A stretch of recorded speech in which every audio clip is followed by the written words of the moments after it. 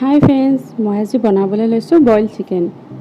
Boil chicken বনাবৰ কাৰণে আলু এটা কাটি লৈছোঁ, পিঁয়াজ দুটা, নহৰু আদা পেষ্ট আৰু কেঁচা জলকীয়া। এতিয়া মই কেৰাহীটোত অলপমান গৰম পানী বনাই ল'লোঁ। এতিয়া মই ইয়াত চিকেনখিনি দিলোঁ।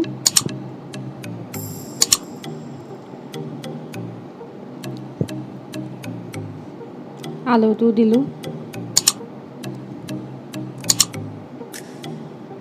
এতিয়া কাটি থোৱা জলকীয়াখিনি দিলোঁ, পিঁয়াজখিনিও দিলোঁ, আদা নহৰু পেষ্ট দি দিলোঁ।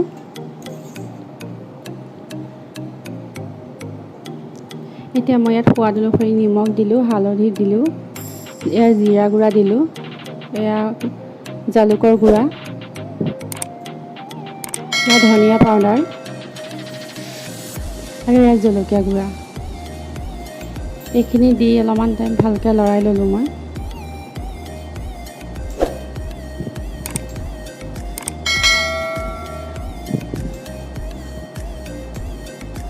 এতিয়া অকণমান উতলিছে।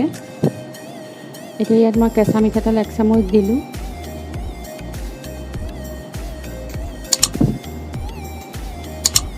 এনেকৈ অকণ ভালকৈ লৰাই লৈ পেলাই ষ্টিমটো মিডিয়ামত ৰাখি 15 মিনিটমানৰ কাৰণে ঢাকি দিলোঁ। এই 15 মিনিটমানৰ পাছত মই চালোঁ, মাংসখিনি ধুনীয়াকৈ উতলি আছে, কিন্তু পানীটো অকণমান কমিব দিব লাগিব, শুকুৱাব লাগিব। এতিয়া মই ইয়াতে গৰম মছলা দিলোঁ। এতিয়া ধুনীয়াকৈ পানীখিনি শুকাই গ'ল।